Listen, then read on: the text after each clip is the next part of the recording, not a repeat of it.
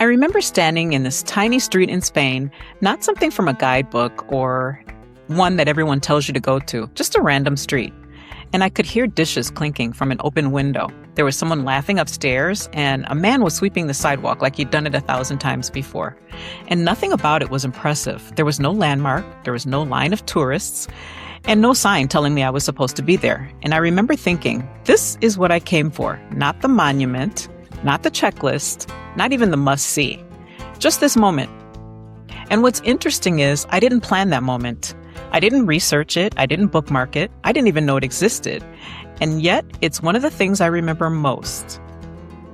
And if you've ever had a moment like that while traveling, or you want to have a moment like that, go ahead and hit subscribe, because that's exactly what we talk about here. Not just where to go, but how to experience a place in a way that actually stays with you. And if you've already started thinking about your next trip, I've linked some of my favorite curated excursions in the description. The kind that help you slow down, connect, and actually feel where you are. Because sometimes one experience can completely change how a place feels to you. Because here's the thing, most people think traveling is about planning, thinking flights, hotels, reservations, schedules, and yes, those things do matter. You need a place to stay, and you need a way to get there. But those things aren't the trip. They're just the structure around it. And somewhere along the way, we started confusing the structure with the experience. Let me explain it like this. Planning a trip on your own is like having the blueprint to a house. It shows you where everything is supposed to go. It's logical and efficient. You can look at it and say, okay, this makes sense, but it's not the home. It doesn't tell you how it feels when you walk in. It doesn't tell you where the light is or hits in the morning, or which room you'll end up spending the most time in, or how the space changes when people are actually living inside it. And it definitely doesn't tell you what doesn't work once real life starts happening inside those walls. I've had travelers who book their own and come back and say, we saw everything we were supposed to see, but I don't know, something felt missing. And when I ask them about their trip, they'll list everything, every landmark, every reservation, every city, and on paper it's perfect. But when they talk about it, there's no pause or a moment where they slow down and say, wait, let me tell you about this one thing.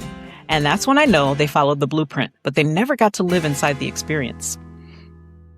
And this is where a travel advisor comes in, not as someone who just books things, but as someone who helps turn the blueprint into something you can actually live in, something that breathes and has space and reflects you.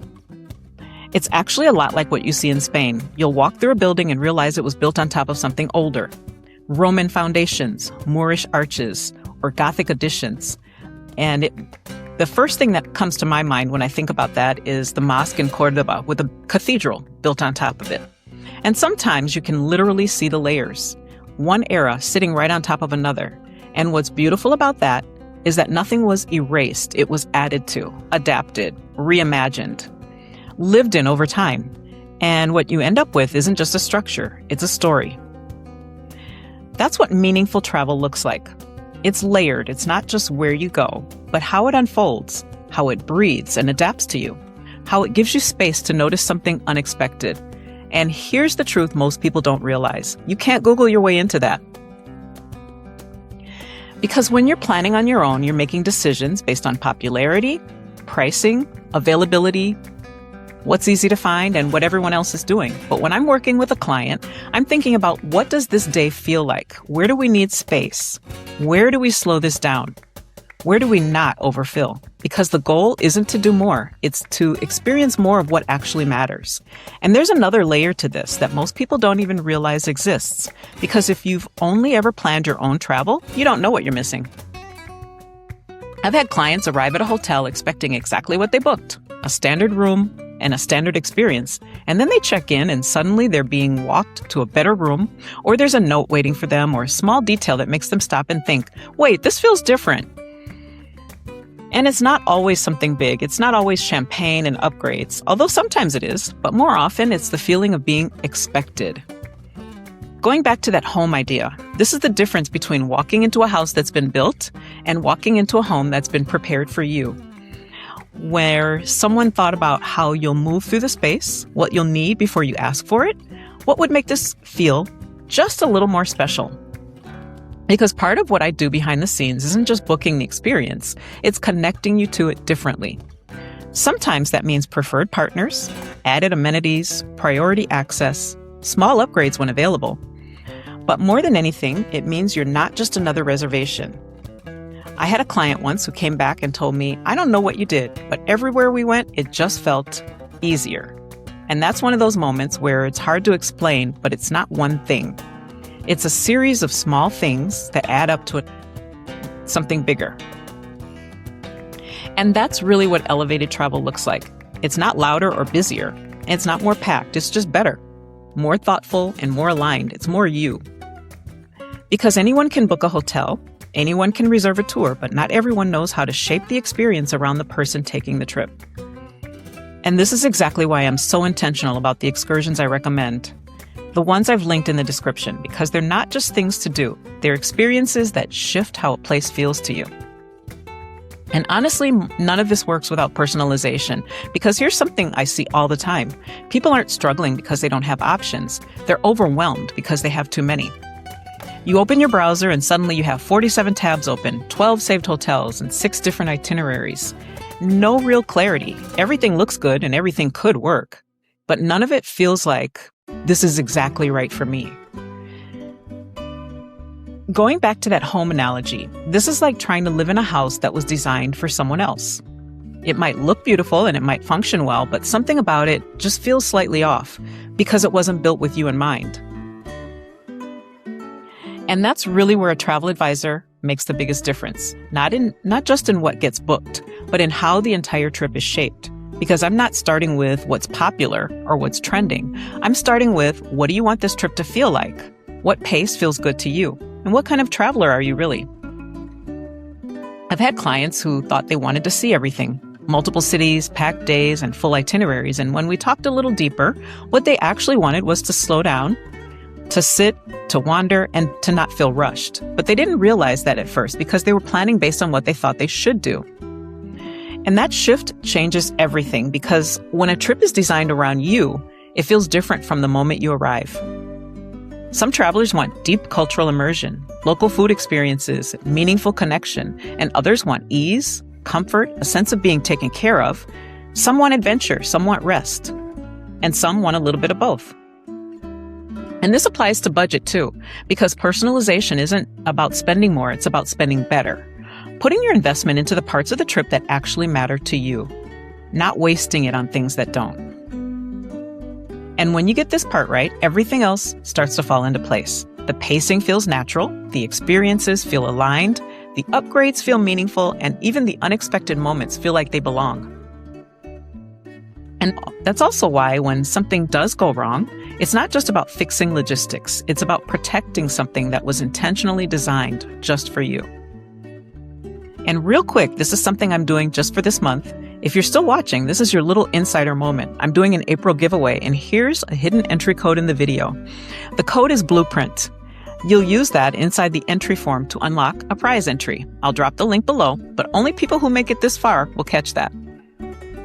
Now, everything we've talked about so far assumes one thing, that everything goes according to plan. But travel doesn't work like that. I had a client recently, they were in the middle of their trip and everything was going beautiful. They had found their rhythm, they were settled in, and they were enjoying it. And then their flight changed. It was just enough to throw everything off. And that's the kind of change that is actually harder because now everything downstream shifts. The transportation, the timing, your connections, the energy. And if they had booked that on their own, they would have spent hours figuring it out on hold, talking to different departments, trying to piece together a solution while sitting in the middle of their trip. And this is the part that always gets me because vacation time is so limited. You save for it, you plan for it, you look forward to it, sometimes for months or even years. And then suddenly you're spending it solving problems. So going back to that idea of a home, anyone can build the house, but what happens when something breaks? When the pipe leaks? When the power goes out? You don't want to suddenly become the contractor. You don't want to start Googling how to fix it. You want someone else handling it so you can keep living your life inside the space.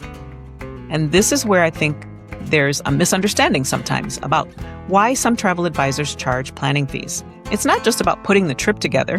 It's about protecting the experience. It's also about being there when things shift. before it becomes your problem, behind the scenes, quietly fixing things so that your role on the trip stays exactly what it should be, to experience it.